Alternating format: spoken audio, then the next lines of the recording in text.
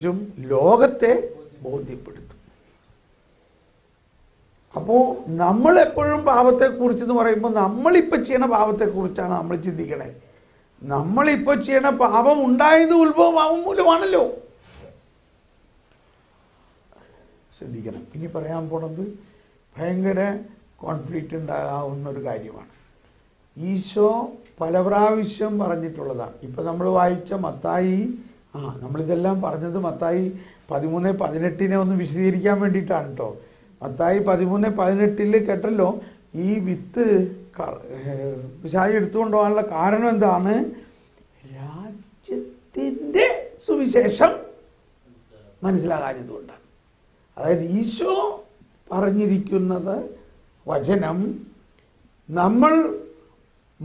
നമ്മൾ സാധാരണ ഈ ബൈബിളൊന്ന് കയ്യിൽ തന്നെ ഇപ്പോൾ പലരും പറയണ കേട്ടേക്കണത് ഇത് ഈ സുവിശേഷം പ്രഘോഷിക്കണം, ഇത് സുവിശേഷമല്ല എന്ന് പറഞ്ഞാൽ ബൈബിള് മുഴുവനും സുവിശേഷമല്ല. ബൈബിള് മുഴുവനും രാജ്യത്തിൻ്റെ സുവിശേഷമല്ല. എന്താണ് രാജ്യത്തിൻ്റെ സുവിശേഷം? ഈശോ പറഞ്ഞിട്ടുള്ള ദൈവത്തിൻ്റെ കരുണയുടെയും രക്ഷയുടെയും രഹസ്യമാണ്. അതാണ് മലയിലെ പ്രസംഗത്തിൽ എല്ലാം ഈശോ പറഞ്ഞിരിക്കുന്നത്. അതുകൊണ്ടാണ് ആ മലയിലെ പ്രസംഗത്തിൻ്റെ അവസാനത്തിൽ നോക്കിക്കോട്ടോ, 7-ാം അധ്യായത്തിൽ 24-ാമത്തെ വചനത്തിൽ പറയുന്നത്, 7:24 പറയുന്നത്, എൻ്റെ ഈ വാക്കുകൾ കേട്ടിട്ട് അതനുസരിക്കാതിരിക്കുന്നവൻ പൂഴിയിൽ ഭവനം പണിത, അല്ലെങ്കിൽ എൻ്റെ ഈ വാക്കുകൾ കേട്ടിട്ട് അതനുസരിക്കുന്നവൻ പാറമേൽ ഭവനം പണിത വിവേകവതിയായ ഒരു മനുഷ്യന് തുല്യം. എന്നാൽ ഇത് കേട്ടിട്ട് അതനുസരിക്കാതിരിക്കുന്നവൻ, അപ്പോൾ ഏത് വാക്കിനെ കുറിച്ചാണ്? ചുമ്മാ ബൈബിളിൽ പറയണ എന്തെങ്കിലും നമ്മൾ അനുസരണം എന്ന് പറയുന്നത് വെറും 10 കൽപ്പനയുടെ അനുസരണമായിട്ടാണ് കാണുന്നത് നമ്മൾ. ഈശോ പറഞ്ഞത് ബലിയല്ല അനുസരണമാണെന്ന് പഴയ നിയമത്തിൽ പറയുന്നുണ്ടെങ്കിൽ അതിൻ്റെ രഹസ്യം വിശ്വാസത്തിൻ്റെ അനുസരണത്തെക്കുറിച്ചാണ്. നമ്മൾ ചുമ്മാ 10 കൽപ്പന മാത്രം നമ്മുടെ തലയിൽ ഇരിക്കണുള്ളൂ. അതുകൊണ്ട് ഈ കൽപ്പനകളുടെ അനുസരണം ബലിയല്ല അനുസരണമാണ് എന്ന് പറയുന്നതിൻ്റെ അർത്ഥം 10 കൽപ്പനയുടെ അനുസരണമല്ല. ദൈവം കൊണ്ടുവന്നിരിക്കുന്ന ഈ പുതിയ, ഇവർ കാളക്കിടാങ്ങളെ ബലിയർപ്പിച്ചിട്ടുണ്ട്. ആ കാളക്കിടാങ്ങളെയും ആടിൻ്റെയും ബലിയൊന്നും അർപ്പിക്കണ അല്ല എൻ്റെ ആഗ്രഹം, നിങ്ങൾ എൻ്റെ കരുണയിൽ അനുസരിക്കും.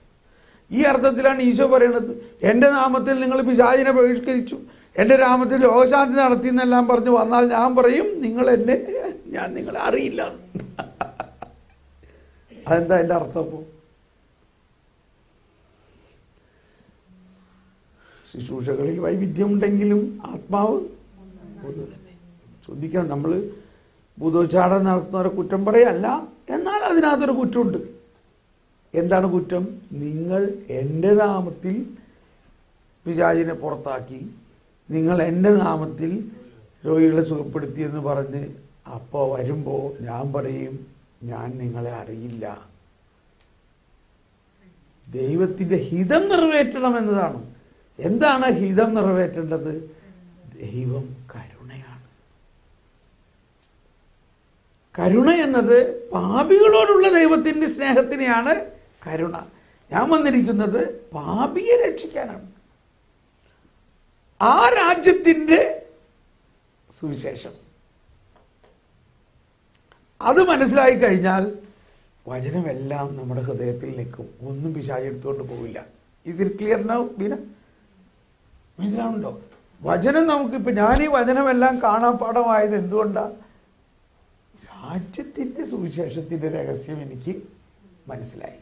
ദൈവം നീതിയാണെന്നും ദൈവം ശിക്ഷിക്കുന്ന ഒരു ദൈവമല്ല എന്നും ദൈവം ഏറ്റവും വലിയ പാപിയെയും തോളിലേറ്റി രക്ഷിക്കാനാണ് വന്നിരിക്കുന്നതെന്നും മനസ്സിലാകുകയും അതുപോലെ ഞാൻ പാപികളോട് കരുണ കാണിക്കുകയും ചെയ്യുന്നു. നമ്മളൊരു പാപിയുടെയും പാപത്തെ ചൂണ്ടിക്കാണിച്ചിട്ട് നിനക്ക് നല്ല അടി കിട്ടും, നിനക്ക് ശാപം ഉണ്ടാവും, നിന്റെ കുടുംബം നശിക്കും, ഇങ്ങനെയൊന്നും നമ്മൾ പറയരുത്. നമ്മളവരെ വിധിക്കാനല്ല അയച്ചേക്കുന്നത്.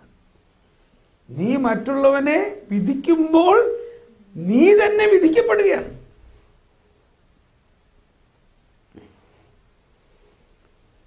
അതാണ് ഈശോ പറഞ്ഞത്, രാജ്യത്തിൻ്റെ ഈ സുവിശേഷം ലോകം മുഴുവൻ പ്രഘോഷിക്കപ്പെടും. കേട്ടോ, വാക്ക് കേട്ടോ, ശ്രദ്ധിക്കണം. മത്തായി 24:14. ദൈവരാജ്യത്തിൻ്റെ ഈ സുവിശേഷം, അതാണ് ലോകം മുഴുവൻ പ്രഘോഷിക്കപ്പെടുക. അല്ലാണ്ട് 10 കൽപ്പനകൾ എല്ലാവരും കാണാപ്പാടം പഠിപ്പിച്ച് അക്ഷരം പ്രതിജ്ഞ അതുപോലെ ജീവിച്ചോളണമെന്ന് പറഞ്ഞാൽ അതൊരു ഫരിസേയ നിയമമാവുന്നുള്ളൂ, സുവിശേഷമല്ല. അത് മോശയുടെ നിയമമാവുന്നുള്ളൂ, അത് യഹൂദൻ്റെ പണിയാണ്. 10 കൽപ്പനകൾ ചില്ലിട്ട് വെച്ചിട്ട് നീ അക്ഷരം പതിഞ്ഞാലും. എന്നാൽ രാജ്യത്തിൻ്റെ സുവിശേഷം 10 കൽപ്പനയല്ല, പുതിയ കൽപ്പനയാ. എന്താ പുതിയ കൽപ്പന? ഞാൻ നിന്നെ സ്നേഹിച്ച പോലെ ഞാൻ നിന്നെ സ്നേഹിച്ചു. ഞാൻ വീണ്ടും പറയാം, ഞാൻ നിന്നെ സ്നേഹിച്ചിട്ട് എന്ത് ചെയ്തു? നീ ചെയ്ത തിന്മയെല്ലാം ഞാൻ ഏറ്റെടുത്ത് ഞാൻ അതിന് പരിഹാരം ചെയ്തു. ഇതല്ലേ ഞാൻ നിന്നെ സ്നേഹിച്ചു എന്ന് പറഞ്ഞ അർത്ഥം? ഈശോ നമ്മളെ സ്നേഹിച്ചു എന്ന് പറഞ്ഞാൽ പാപി ആയിരിക്കെ ഈശോ എന്നെ സ്നേഹിക്കുകയും ഞാൻ ചെയ്ത പാപങ്ങൾക്ക് ഈശോ പരിഹാരം ചെയ്തുകൊണ്ട് പറയണം, നീ പോയിക്കോ. ഇതെന്ത് നീതി? അതാണ് ദൈവനീതി. അപ്പോൾ ഡൈക്കോട്ടമി എന്താ? നമ്മളെ ഈ സമൂഹത്തിൽ ഒരു ജുഡീഷ്യറി, ഒരു റവന്യൂ നിയമം, ഒരു സിവിൽ നിയമം ഉള്ളതിന് നേരെ വിപരീതമാണ് ഈ നിയമം. നമ്മൾ സമൂഹത്തിലാണ്, ആ സമൂഹത്തിലെ നിയമമാണ് നമ്മുടെ അകത്ത് കിടക്കുന്നത് മുഴുവൻ. ആ സമൂഹത്തിൻ്റെ നിയമവും സുവിശേഷ നിയമവും വ്യത്യാസമുണ്ട്. സമൂഹത്തിൻ്റെ നിയമം അനുസരിച്ച് പാപം ചെയ്യുന്നവനെ ശിക്ഷിക്കണമെന്നായിരിക്കാം. എന്നാൽ ദൈവത്തിൻ്റെ നിയമം പാപം ചെയ്യുന്നവനെ ശിക്ഷിക്കും, പക്ഷെ ആ ശിക്ഷ ഞാൻ ഏറ്റെടുക്കണം. ഒരിക്കലൊരു അച്ഛൻ പ്രസംഗത്തിൽ പറഞ്ഞത്, ഒരു സാറ് എന്തോ കുറ്റത്തിന് ജയിലിലായി. അവസാനം പുള്ളിയെ കോടതിയിൽ ചെന്നപ്പോൾ കാണുന്നത്, പുള്ളി ഒരു ഹെഡ്മാഷായിരുന്നു. കോടതിയിൽ നോക്കുമ്പോൾ ജഡ്ജായിട്ടിരിക്കുന്ന ആൾ പുള്ളിയുടെ ഒരു സ്റ്റുഡൻ്റാണ്. സന്തോഷമായി. ഇദ്ദേഹം എൻ്റെ സ്റ്റുഡൻ്റായിരുന്നു, 10 വർഷം ഞാൻ പഠിപ്പിച്ചതാ, 10ാം ക്ലാസ് വരെ. അവനാണ് ജഡ്ജ്. കണ്ടപ്പോൾ ഭയങ്കര സന്തോഷമായി. പക്ഷേ അവൻ 5000 രൂപ ഫൈൻ അടിച്ചു.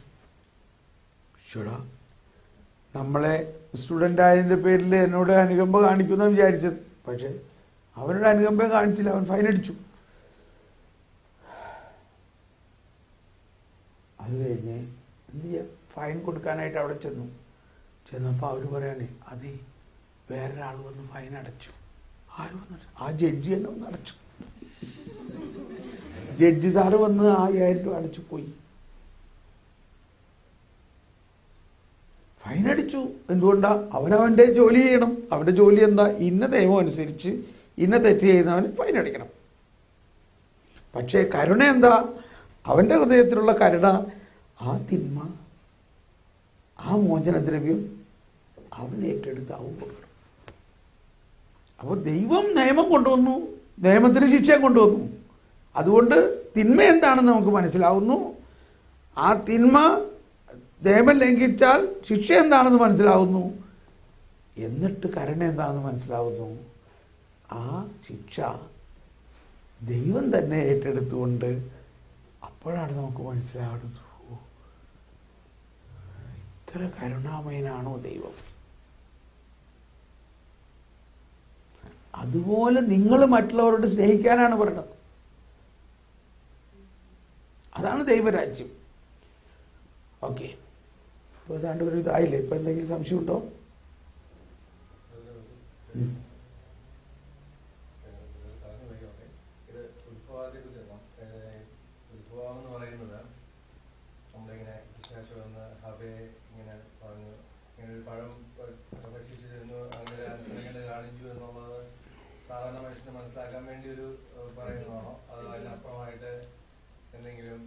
ഭയങ്കരമാണ്. അതിനപ്പുറം ഭയങ്കരമായിട്ടുള്ള കാര്യമുണ്ട് അതിനകത്ത്.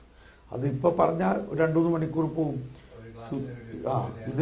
ഇത് മനസ്സിലാക്കാൻ എളുപ്പം നമ്മളിനി ജ്ഞാനത്തെക്കുറിച്ചും വെളിപാടിനെ കുറിച്ചൊക്കെ കഴിഞ്ഞിട്ട് വേണമെങ്കിൽ മനസ്സിലാവും. കാരണം നമുക്ക് ഈ വെളിപാട് വരമൊന്ന് തുറന്നു കഴിഞ്ഞാൽ വാസ്തവത്തിൽ നമ്മൾക്ക് വെളിപാട് കിട്ടിയാലേ ഇതൊക്കെ മനസ്സിലാവുള്ളൂ എളുപ്പം. അതാണ് ഈശോ പറഞ്ഞത്, പരിശുദ്ധാത്മാവ് വന്നു കഴിയുമ്പോൾ പാപത്തെക്കുറിച്ച് നിനക്ക് മനസ്സിലാകുമെന്ന് പറയുന്നത് നമ്മൾ ഇപ്പം ചെയ്യണ പാപത്തെക്കുറിച്ചല്ല, എന്താണ് ഉത്ഭവപാപത്തിൻ്റെ യഥാർത്ഥ അവസ്ഥ എന്നുള്ളത് മനസ്സിലാവും. എന്നിട്ടും അത് CCCയിൽ ഒരു 300 മുതൽ 400ാമത്തെ കണ്ണിക വരെയുള്ള ഇതിലുണ്ട്. അപ്പം മനുഷ്യൻ്റെ പതനത്തിന് മുമ്പ് മനസ്സിലാക്കണം മാലാഖമാരുടെ പതനം എന്താണെന്ന്. ചുരുക്കത്തിൽ ഇത്ര മനസ്സിലാക്കിക്കോ, ആരാണ് ഈ പിശാച്?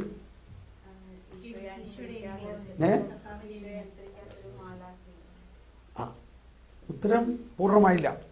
നമ്മൾ ഈ പിശാച് താണ്ട് വലിയ സംഭവമാണെന്ന് പറഞ്ഞുകൊണ്ടിരിക്കുകയാണ്. ആ അർത്ഥത്തിലാണ് നമ്മളെല്ലാം പിശാചിൻ്റെ പേര് നോക്കണം. പിശാചിനെയാണ് പ്രഘോഷിക്കുന്നത്. ചിലപ്പോൾ ശുശ്രൂഷകളിൽ വൈവിധ്യമുണ്ട്, ആത്മാവ് തന്നെയാണ്.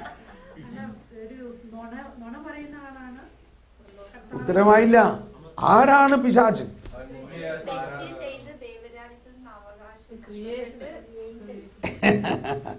അതാ, ഗോഡ് ഈസ് ക്രിയേറ്റർ.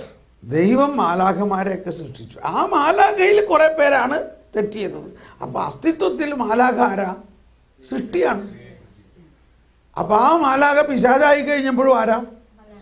സൃഷ്ടിയാണ്.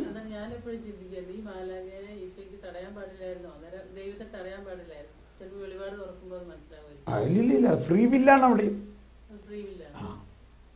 ഈ ഫ്രീ വില്ലിന്റെ പോയിന്റ് നമ്മൾ ഒട്ടും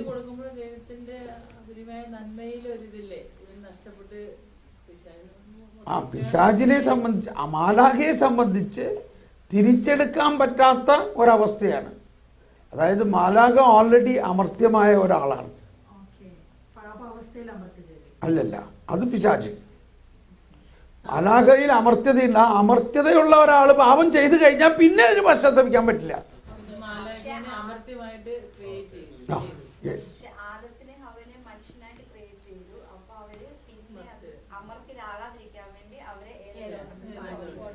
ഇപ്പൊ മനസ്സിലായി. ദൈവത്തില് മനുഷ്യനുള്ള വിശ്വാസം എടുത്തു മാറ്റിയതാണോ ഈ ദൈവമായിട്ട് ഉത്ഭവപാപത്തിന്റെ? അതിപ്പോ നമ്മൾ ചർച്ച ചെയ്യണ്ട, കുറച്ച് കഴിഞ്ഞിട്ട്. ദൈവത്തിന് അറിയാമായിരുന്നല്ലോ ഇങ്ങനെ മാലാഖമാരെ സൃഷ്ടിക്കുമ്പോ ഇങ്ങനെ ഒരാള് ഇത് ജീവിതമായി പോകുന്ന അറിയത്തില്ലേ? അതൊക്കെയാണ് മുഴുവനും മനസ്സിലാക്കാൻ പറ്റില്ല എന്ന് പറയുന്നത്. ഒരു കാര്യം ഇന്നും കൂടി മനസ്സിലാക്ക്. ആ 395 വായിക്കും. 395 പറയുന്നത് പിശാച് കേവലം ഒരു സൃഷ്ടി മാത്രമാണ്. പിശാചിന്റെ ഒരു പ്രവൃത്തിക്കും ദൈവത്തിന്റെ പ്രവർത്തനത്തെ തടയാൻ പറ്റില്ല. ഇത് മനസ്സിലാക്കേണ്ട അടിസ്ഥാന ഒരു കാര്യമാണ്. പിശാചിന്റെ ഏറ്റവും വലിയ പ്രവൃത്തിയല്ലേ പാപം. പക്ഷെ അതുകൊണ്ടൊന്നും ദൈവത്തിന്റെ പ്രവൃത്തിയെ മന്ദീഭവിപ്പിക്കാൻ പറ്റില്ല. ദൈവം അതിൻ്റെ അപ്പുറത്തെ അവനെ ഏറ്റവും വലിയ പാപിയെ വിശുദ്ധനാക്കുക എന്നുള്ളതാണ് ദൈവത്തിന്റെ പരിപാടി, മിനിമം പരിപാടി. അഗസ്തീനോസ് ആരായിരുന്നു? അഗസ്തീനോസ് ഇന്ന് ആരാണ്? ഏറ്റവും വലിയ പാപിയെ സ്വർഗത്തിൽ കൊണ്ടുപോവുക എന്നുള്ളതാണ് ദൈവത്തിന്റെ പദ്ധതി. വായിച്ചോ, 395 പറയുകയാണ്, എങ്കിലും പിശാചിന്റെ ശക്തി അനന്തമല്ല. അല്ലോ, പിശാചിന്റെ ശക്തി അനന്തമല്ല, അവൻ ഒരു സൃഷ്ടി മാത്രമാണ്. പൂർണ്ണമായ അരൂപി എന്ന നിലയിൽ അവൻ ശക്തനാണെങ്കിലും അവൻ എന്നും ഒരു സൃഷ്ടിയാണ്. ദൈവരാജ്യത്തിന്റെ നിർമ്മിതി തടയാൻ അവൻ ശക്തനല്ല. ദൈവത്തോടും യേശു ക്രിസ്തുവിൽ സാക്ഷാത്കൃതമാകുന്ന ദൈവരാജ്യത്തോടും തികഞ്ഞ വിദ്വേഷത്തോടെ പിശാചി ലോകത്തിൽ പ്രവർത്തിച്ചേക്കാം. അവന്റെ പ്രവർത്തനം ഓരോ മനുഷ്യനും സമൂഹത്തിനും ആത്മീയവും പരോക്ഷമായി ശാരീരികമായി പോലുമുള്ള ഗൗരവതരമായ ഉപദ്രവങ്ങൾ വരുത്തി വെക്കുന്നതും ആകാം. എന്നാലും പിശാചിനെ അവന്റെ ദുഷ്ടപ്രവർത്തനത്തിന് അനുവദിക്കാറുണ്ട്. എന്തിനാ അനുവദിക്കുന്നത്? കറക്റ്റ്. അതിൽ നിന്ന് തന്നെ വലിയ കാര്യം ദൈവത്തിന് ഉണ്ടാക്കാൻ കഴിയും. ഉദാഹരണത്തിന് പൂർവ്വ ഔസേപ്പിനെ സഹോദരന്മാര് ഭയങ്കരമായിട്ട് പീഡിപ്പിച്ചു ഇല്ലേ? ഒരു സഹോദരൻ അതേമാതിരി ആരെങ്കിലും ചെയ്തോ? കൊല്ലാൻ നോക്കി, കിണറ്റിലിട്ടു, അവസാനം 30 വെള്ളിക്കാശിന് തൂക്കി വിറ്റു. ഈജിപ്തിലെ അടിമവേലയ്ക്ക് വിട്ട്. അങ്ങനെ ഈജിപ്തിൽ വന്ന അടിമയായ ജോസഫ് അവസാനം ഫറവോയുടെ പ്രൈം മിനിസ്റ്ററായിട്ട് മാറി. എല്ലാം അറിയാലോ. അങ്ങനെ ആ ക്ഷാമകാലത്തെ എങ്ങനെ കൈകാര്യം ചെയ്യുന്നുള്ള ദൈവിക വെളിപാട് വരം ഈ അടിമയായ ജോസഫിന് കിട്ടിയത് മൂലമാണ് ജോസഫ് ഈജിപ്തിലെ പ്രൈം മിനിസ്റ്റർ ആയത്. ആ രാജാവ് പറഞ്ഞിട്ടു, ഇതുപോലെ ദൈവത്തിന്റെ ജ്ഞാനം നിറഞ്ഞ മറ്റൊരാളെ ഈ ഈജിപ്തിൽ നമുക്ക് കാണുമോ? അതുകൊണ്ട് ഞാൻ ജോസഫിനെ ഈ രാജ്യത്തിന്റെ പരമാധികാരിയാക്കി എൻ്റെ മോതിരം ഊരിയെടുത്ത് അണിയിക്കുന്നു, രാജാവിൻ്റെ മോതിരം. ഇതാണ് ജ്ഞാനത്തിന് വേണ്ടി പ്രാർത്ഥിച്ചാലുള്ള പ്രമോഷൻ. രാവിലെ തടവറയിൽ കിടന്ന ആള് വൈകുന്നേരം പ്രൈം മിനിസ്റ്റർ ആയിരുന്നു. പ്രമോഷൻ വേണോ? ശ്രദ്ധിക്കണം. ഇതെല്ലാം കഴിഞ്ഞ് ഞാൻ പറയും, ബൈബിളിൽ ഏറ്റവും എമോഷണലായ ഒരു മൊമെൻ്റാണ് ഈ സഹോദരന്മാരെല്ലാവരും കൂടി ജോസഫിൻ്റെ മുമ്പിൽ നിൽക്കുകയും ആദ്യം ജോസഫ് കുറെ കൺട്രോളൊക്കെ ചെയ്തിട്ട് ഒന്നും നിവർത്തിയില്ല. അവസാനം ഇവരെ ഒരു മുറിയിലാക്കിയിട്ട് ജോസഫ് അവതരിപ്പിക്കാൻ പോവുകയാണ്. എന്താ പറഞ്ഞത്? ഞാൻ നിങ്ങൾ ഈജിപ്തുകാർക്ക് വിറ്റ നിങ്ങളുടെ സഹോദരൻ ജോസഫാണ്. എന്തോ ഒരു വലിയ ഒരു രഹസ്യമാണ്, എന്തോ ഒരു ദൈവത്തിന്റെ പ്ലാൻ. ഇത് കേട്ടപ്പോ ആദ്യം ഇവരങ്ങ് ഭയന്ന് കഴിഞ്ഞടാ, നമ്മുടെ കഥ കഴിഞ്ഞു. ഈ പരമാധികാരിയായ ജോസഫിന് ഇവര് ചെയ്ത മാതിരി ഇവർക്ക് കിട്ടുമെന്നാണ് വിചാരിച്ചത്. ഇതാണ് ദൈവരാജ്യം. ജോസഫ് പറയാണ്, നിങ്ങൾ പേടിക്കണ്ട, നിങ്ങൾ എന്നോട് ചെയ്ത തിന്മ ദൈവം നന്മയാക്കി മാറ്റി. നിങ്ങളല്ല എന്നോട് അങ്ങനെ ചെയ്തത്. എന്നെ ഇവിടെ മുൻകൂട്ടി കൊണ്ടുവന്ന് നമ്മൾ എല്ലാവരെയും ഈ രാജ്യത്തെ തന്നെ രക്ഷിക്കുന്നതിന് വേണ്ടി ദൈവമാണ് അങ്ങനെ ചെയ്തത്. ഇതാണ് ദൈവം. തിന്മയിൽ നിന്ന് പോലും നന്മ ഉണ്ടാക്കുന്നവനാണ് ദൈവം. നന്മയിൽ നിന്ന് നന്മ ഉണ്ടാക്കാൻ ആർക്കാ പാടില്ലാത്തത്? ദൈവം എന്ന് പറഞ്ഞാൽ തിന്മയിൽ നിന്ന് നന്മ ഉണ്ടാക്കുന്നവനാണ്. ആര് തിന്മ ചെയ്യണ കണ്ടോ നമ്മൾ ചിന്തിക്കണം, അവൻ്റെ ആ തിന്മയിൽ എങ്ങനെ നന്മ ഉണ്ടാകും. ഇത് ഒരുപാട് സ്ഥലത്ത് നമുക്ക് കാണാം. ഈശോയുടെ വംശാവലിയിൽ കണ്ടോ, ദാവീദിന് ഊറിയായുടെ ഭാര്യയിലുണ്ടായ മകനാണ് സോളമൻ രാജാവ്. കണ്ടോ, ഊറിയായുടെ ഭാര്യയിൽ നിന്നുണ്ടായ ആ മകനെ ദൈവം സോളമൻ രാജാവാക്കി ഉയർത്തി.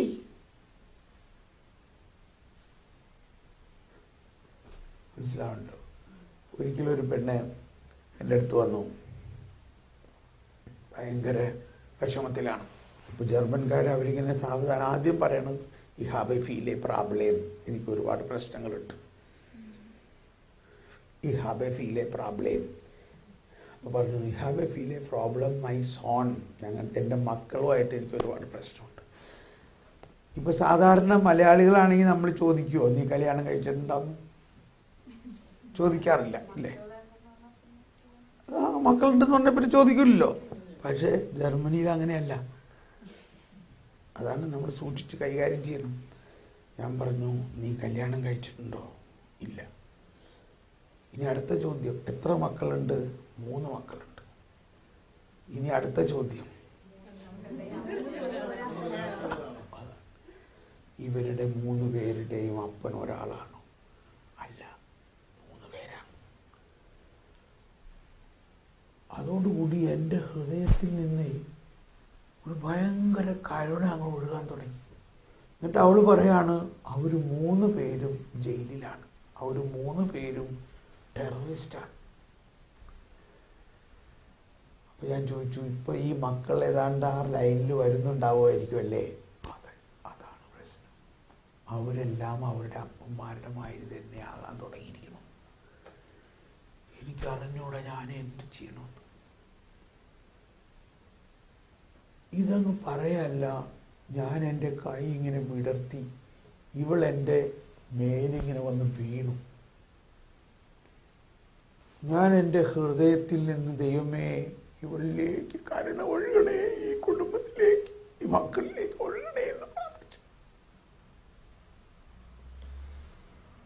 കുറെ നേരം അങ്ങനെ കരഞ്ഞു, അവളും കരഞ്ഞു. അത് കഴിഞ്ഞ് അവളങ്ങ് എണീറ്റു. പറയാണ്, എൻ്റെ ദൈവമേ, ഞാനിതൊരിക്കലും പ്രതീക്ഷിച്ചില്ല ഇങ്ങനെ ഒരു ദൈവാനുഭവം എനിക്കുണ്ടാവും. ഞാൻ പറഞ്ഞു, നിന്റെ ഈ 3 മക്കളും മാമോദീസ സ്വീകരിച്ചോ? സ്വീകരിച്ചു. അപ്പൊ ഇനി അവർ ദൈവത്തിന്റെ മക്കളാണ്. അവർക്ക് അവരുടെ സകല പാപത്തിൽ നിന്നും മോചനവും അതിൻ്റെ കൃപയും ഈ ദിവ്യകാരുണ്യനാഥൻ നിന്റെ ആത്മാവിലൂടെ തരും എന്ന് നീ വിശ്വസിക്കുക. അതാണ് കരുണ. അപ്പോൾ അതെനിക്കിപ്പോൾ അനുഭവമായി. നീ എന്നെ ആലിംഗനം ചെയ്തപ്പോൾ എൻ്റെ ആത്മാവിലേക്ക് ഒരു വെള്ളച്ചാട്ടം പോലെ എന്തോ ഒഴുകി. ഇതാണ് ഈ ഒരു പക്ഷേ അസീസി പുണ്യാളം പറഞ്ഞത്, സുവിശേഷം പ്രഘോഷിക്കുക, അത്യാവശ്യമെങ്കിൽ വാക്കുകൾ പറയാം. അപ്പൊ ഈ കർത്താവിൻ്റെ ഈ കരുണാർദ്രമായ ആ സ്നേഹത്തെ നമ്മൾ ഉൾക്കൊണ്ട് കഴിഞ്ഞാൽ, ഏറ്റവും വലിയ ഒരു പാപിയെ കാണുമ്പോൾ ഈ കർത്താവങ്ങ് ചാടി ഒഴുകും ഈ കരുണ. മറിച്ച് നമ്മളിലൊരു ഫരിസേയ മനോഭാവമാണെങ്കിൽ കംപ്ലീറ്റ് ഓപ്പോസിഷനാവും, കംപ്ലീറ്റ് വിപരീതമായിരിക്കും. നമ്മൾ അവളെ മിണ്ടൂല, അവളെ അവിടെ നിന്ന് ഓടിക്കോളാം. 3 ആളുകളുടെ കൂടെ കിടന്നിട്ട് ഓടി അവിടെ നിന്ന് ഓടും. മനസ്സിലാവുന്നുണ്ടോ? ഇതാണ് രാജ്യത്തിൻ്റെ ആ വചനം നമ്മൾ വായിക്കാൻ എടുത്തില്ലേ, 24:14 കണ്ടോ? 24:14 എന്താണ്? മത്തായി 24:14. എല്ലാ ജനതകളുടെയും സാക്ഷ്യത്തിനായി രാജ്യത്തിൻ്റെ, കണ്ടോ? അതാണ് അവിടെ ഈ എന്നുള്ളതിന് ഭയങ്കര എംഫസൈസ് കൊടുക്കണം. ദൈവരാജ്യത്തിൻ്റെ ഈ സുവിശേഷം ലോകമെങ്ങും പ്രസംഗിക്കപ്പെടണം, അതിനുശേഷം അന്ത്യമാർഗമാകും. കണ്ടോ? എല്ലാവരും യുഗാന്തി ഉണ്ടാവും, അവിടെ സൈൻ യുഗാന്ത്യം ഉണ്ടാവുന്നതിന് മുമ്പ് എന്ത് സംഭവിക്കണം? രാജ്യത്തിൻ്റെ ഈ സുവിശേഷം എല്ലാ ജനതകളുടെയും സാക്ഷ്യത്തിനായി പ്രഘോഷിക്കപ്പെടണം. നമ്മൾ വാസ്തവത്തിൽ ദൈവരാജ്യ, നമ്മളിപ്പോഴും പഴയ നിയമത്തിലാണ്. രാജ്യത്തിൻ്റെ ഈ സുവിശേഷം ഇപ്പൊ ഈ ഇന്നലെ എന്നും കൊണ്ട് നമ്മൾ കേട്ടതിൽ നിന്നും ഇപ്പൊ ഒരുപാട് രാജ്യത്തിന്റെ സുവിശേഷം എന്താണെന്ന് ഇപ്പൊ മനസ്സിലായോ ഇല്ലയോ? അത് കരുണയാണെന്നും അത് പാപത്തിന്റെ പരിഹാരത്തെ കുറിച്ചാണെന്നും പാപത്തിന്റെ ശിക്ഷയെ കുറിച്ചല്ല എന്ന് നമുക്ക് മനസ്സിലായോ ഇല്ലയോ? അതാണ് സുവിശേഷം. അല്ലെങ്കിൽ സുവിശേഷമില്ല. അതാണ് ഞാൻ പറഞ്ഞില്ലേ, അവര് സിനഗോഗിൽ ഈശോ പറഞ്ഞു, അവർ സിനഗോഗിൽ അവൻ പ്രസംഗിച്ചു. എന്ത് പ്രസംഗിച്ചു? നിങ്ങൾ കേട്ടില്ലേ, എന്നാൽ ഞാൻ നിങ്ങളോട് പറയുന്നു. ആ പ്രഘോഷണത്തിൽ ഈശോ പറയുകയാണ്, പാപത്തെക്കുറിച്ച്, കൽപ്പനകളെക്കുറിച്ച്, അത് പാലിക്കാൻ അധ്വാനിക്കുന്നവരെ, അത് പാലിക്കാൻ പറ്റാത്തത് മൂലമുള്ള പാപത്തിന്റെ ഭാരം ചുമക്കുന്നവരെ ഞാൻ ആ ഭാരം ഏറ്റെടുക്കാനാണ് വന്നിരിക്കുന്നത്. ആ പാപം ഞാൻ ഏറ്റെടുക്കാനാണ് വന്നിരിക്കുന്നത്. നിങ്ങൾ എൻ്റെ അടുക്കൽ വരുവിൻ, ഞാൻ നിങ്ങളെ ആശ്വസിപ്പിക്കാം. എൻ്റെ നുകം ചുമക്കാൻ എളുപ്പമുള്ളതാണ്. എൻ്റെ നുകം ഈ കുരിശാണ്. പക്ഷെ ആ കുരിശ് നിന്റെ നുകമായിരുന്നപ്പോൾ അത് ശാപത്തിന്റെ കുരിശായിരുന്നു.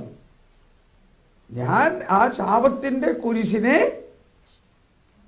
രക്ഷയുടെ കുരിശായി, അതാണ് എക്സോൾട്ടേഷൻ ഓഫ് ക്രോസ് എന്ന് പറയുന്നത്. നിങ്ങൾ അടിമകളായിരുന്നപ്പോൾ നുകം വഹിച്ചിരുന്ന പോലെ അല്ല ഇത്. ഈജിപ്തിൽ നിങ്ങളുടെ മേൽ ചുമത്തിയിരുന്ന അടിമത്വത്തിൻ്റെ മുഖവും ടാസ്ക് മാസ്റ്റേഴ്സിൻ്റെ മാതിരി അല്ല. പരിസേരങ്ങനെയാണ് ഞാൻ വന്നിരിക്കുന്നത്. ഞാൻ ആ മുഖം ഏറ്റെടുത്തുകൊണ്ട് നിന്നെ ആശ്വസിപ്പിക്കാനാണ്. നമുക്കൊന്ന് സ്തുതിക്കാം. പരിശുദ്ധാത്മാവേ നന്ദി. Hallelujah, hallelujah.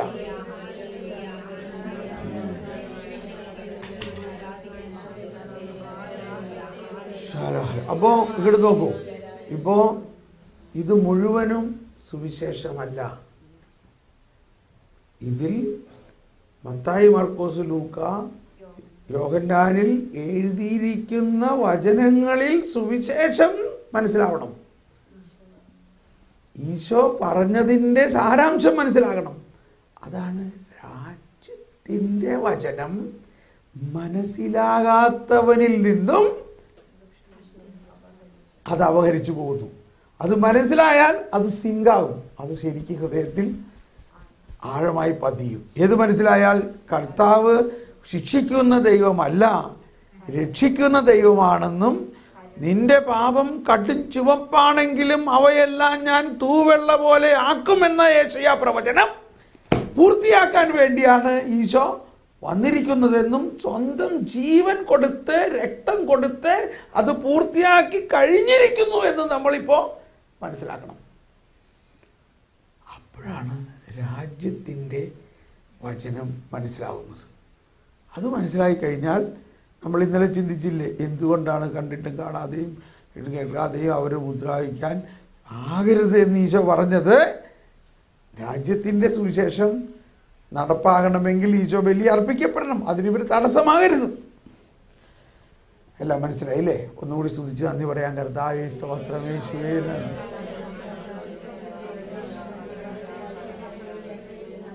ഓക്കെ, ഇനി നമ്മൾ പെട്ടെന്ന് ദർശനപരത്തിലേക്ക് കടക്കാൻ പോവുകയാണ്. അതിൻ്റെ ഒരു ഓപ്പറേഷൻ ഒരെണ്ണം നടത്തി കഴിയുമ്പോൾ തന്നെ നിങ്ങളിൽ പരിശുദ്ധാത്മാവിൻ്റെ വലിയ ഒരു പ്രകാശനം ഉണ്ടാകും.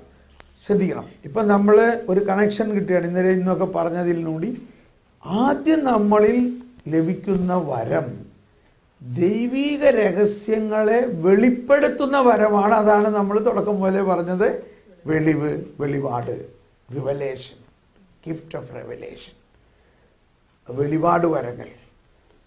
ആ വെളിപാട് വരം ഇപ്പം നമ്മൾ തുറക്കാൻ പോവുകയാണ്.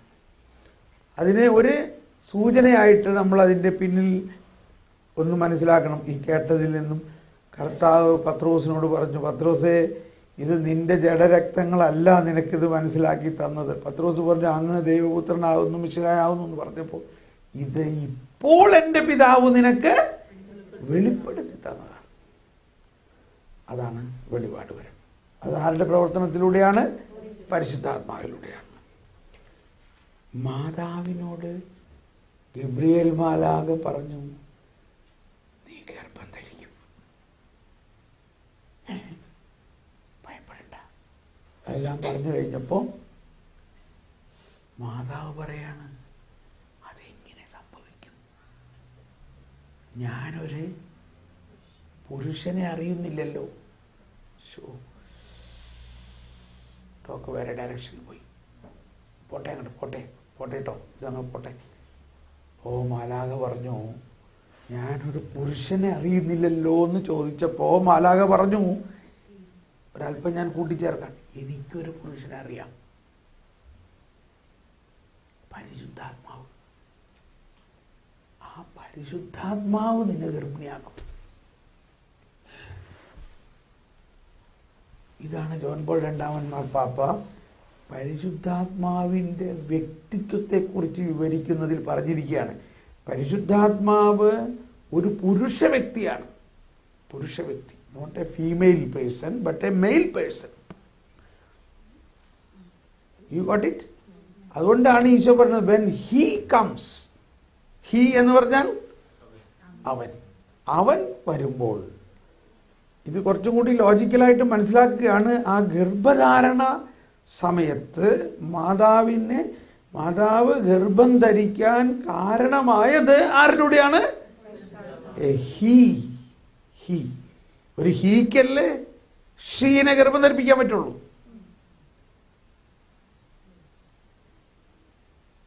മനസ്സിലായില്ലേ? മനസ്സിലായല്ലോ? അതാണ് ജോൺ പോൾ II പറഞ്ഞത്, when Gabriel said the Holy Spirit, a manly person will come upon you and you will conceive. But it will be a virginal conception. എന്ന് പറഞ്ഞാൽ your virginity will remain. വെളിപാട് ഇല്ലേ മാതാവിനെ. അപ്പോ ഈ പരിശുദ്ധാത്മാവ് നൽകിയ വെളിപാട്,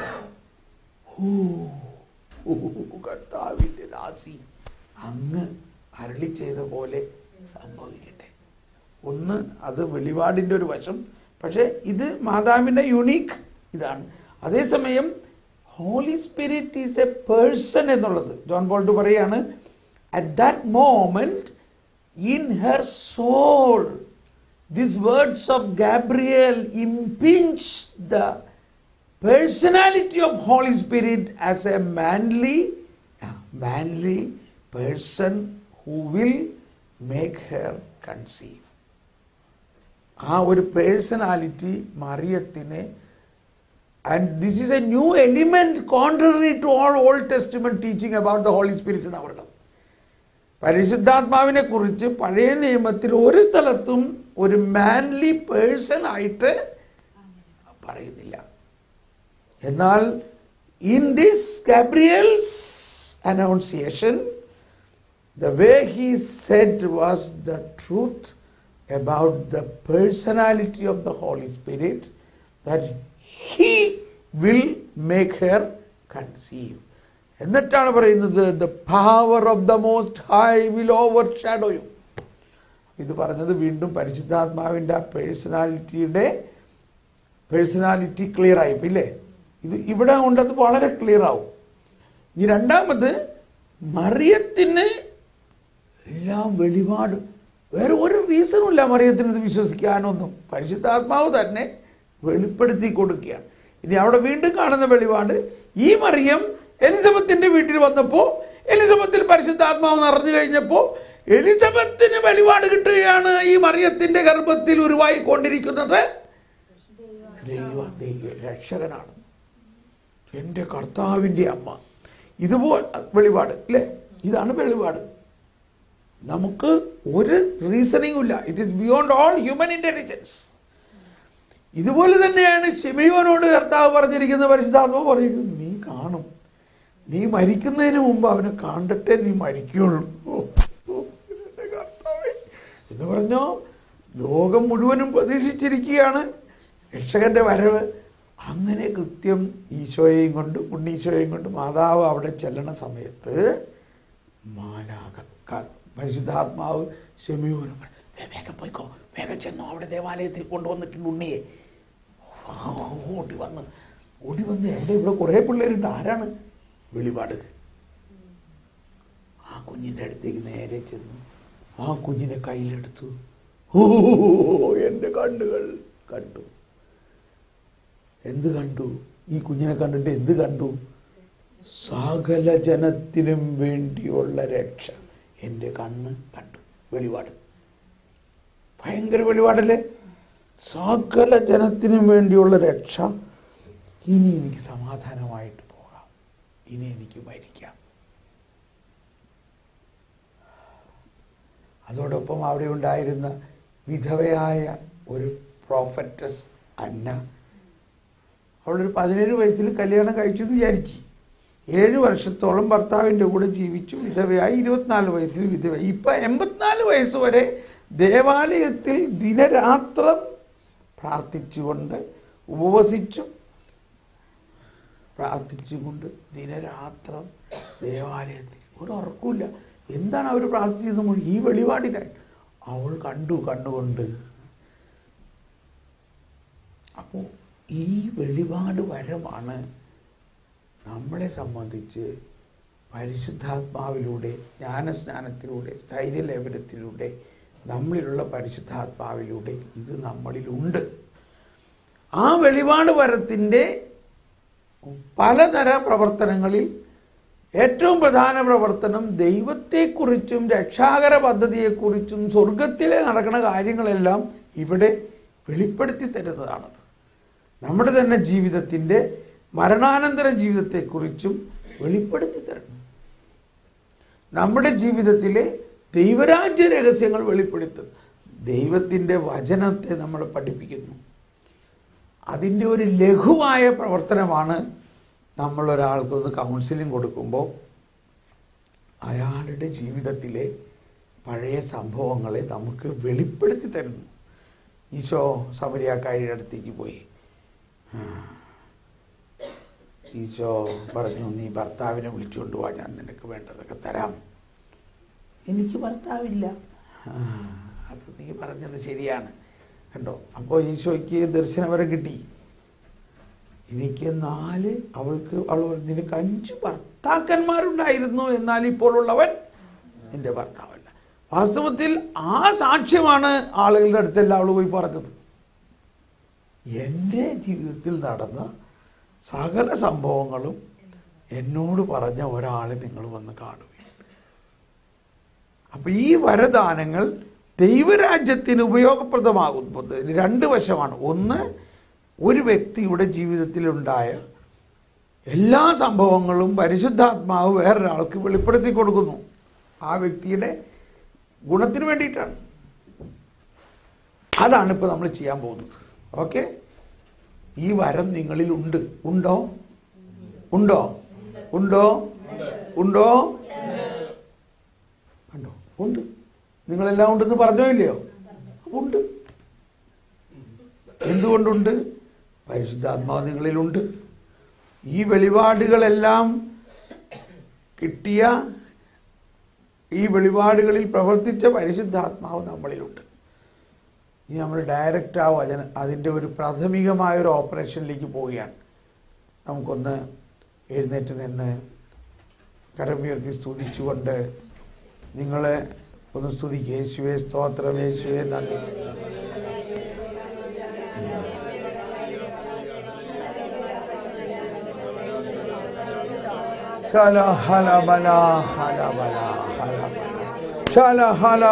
എല്ലാവരും ഭാഷാവരത്തിൽ സ്തുതിച്ചുകൊണ്ട്, ഹൃദയം തുറന്ന് സ്തുതിച്ചുകൊണ്ട്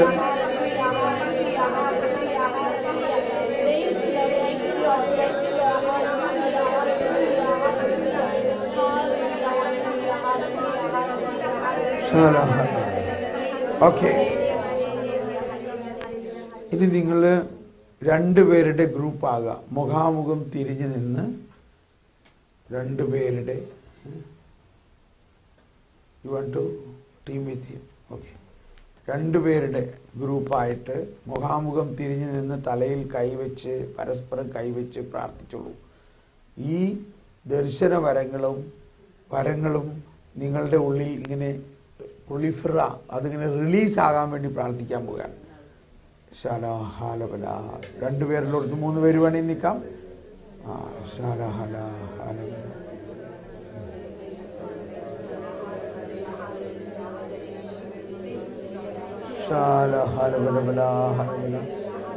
പരിശുദ്ധാത്മാവേ, ഞാൻ ആർക്കു വേണ്ടി പ്രാർത്ഥിക്കുന്നു അവരിലുള്ള പരിശുദ്ധാത്മാവിൻ്റെ എല്ലാ വരദാനങ്ങളും, പ്രത്യേകിച്ച് ദർശന വരങ്ങൾ ഓപ്പൺ.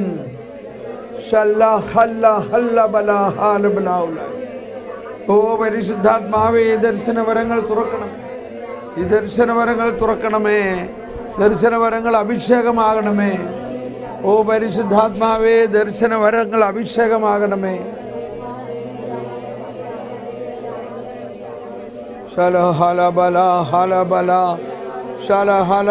എല്ലാവരും ഭാഷാവരത്തിൽ പ്രാർത്ഥിച്ചുകൊണ്ട്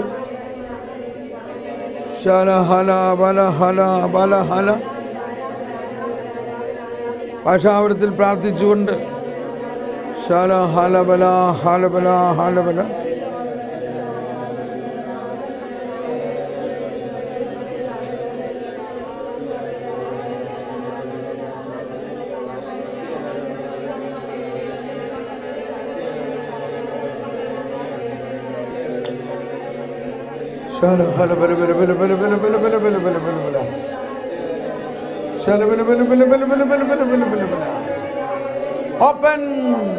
Open the charisms.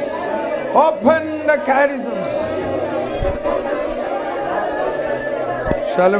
ഭാഷാവരത്തിൽ പ്രാർത്ഥിച്ചു. അതിന് തുറക്കൂ, അതിന് തുറക്കൂ. റബ്ബി റബ്ബി റബ്ബി. എല്ലാവരും അതിനും കുറച്ചുകൂടി തുറന്ന് ശബ്ദം ഉയർത്തി പ്രാർത്ഥിക്കൂ. ഹലബല ഹലബല ഹലബല ശല്ലബല ഹല്ലബല ഹല്ലബല ഹല്ലബല.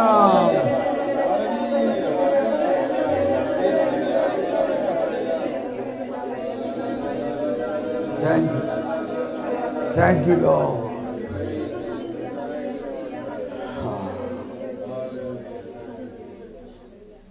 Praise the Lord.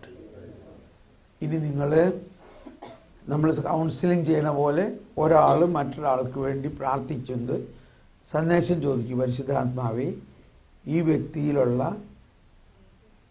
വ്യക്തിയെക്കുറിച്ച് എന്നോട് സംസാരിക്കണേ. ഈ 2 പേരുടെ ടീമാവും. ഇവിടെ ഈ സഹോദരി ഒരാൾ അങ്ങോട്ട് പോകാം. അവിടെ അവർ 3 പേരുണ്ട്.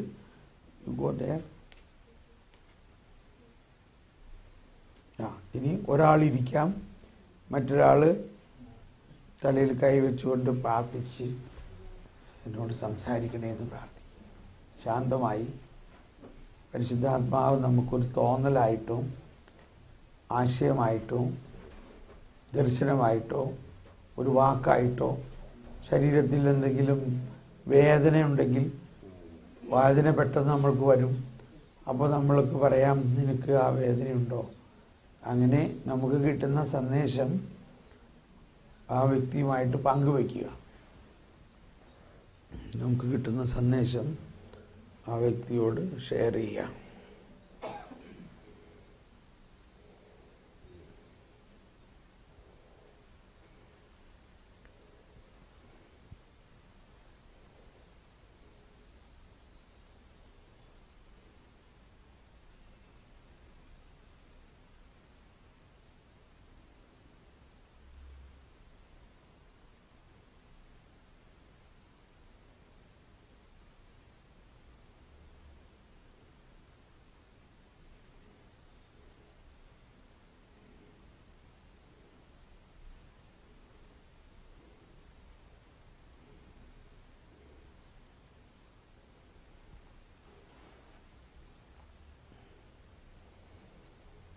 ഇനി നിങ്ങൾക്ക് സംസാരിക്കാം. എന്താണ് തോന്നലായിട്ടോ സന്ദേശമായിട്ടോ ശബ്ദമായിട്ട് കിട്ടിയത് എന്താണെന്ന് ആർക്ക് വേണ്ടി പ്രാർത്ഥിച്ചു ആ വ്യക്തിയോട് സംസാരിക്കാം.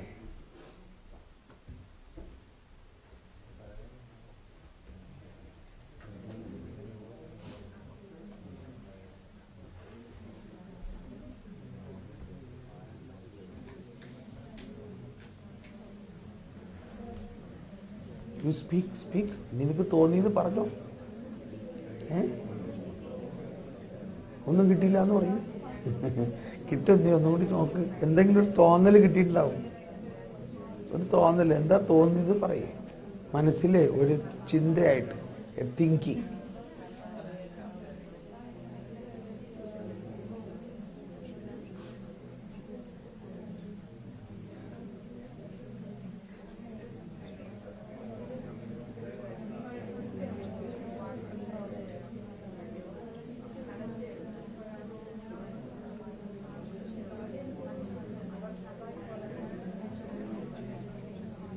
Shara hala hala bala bala bala shara bala bala bala.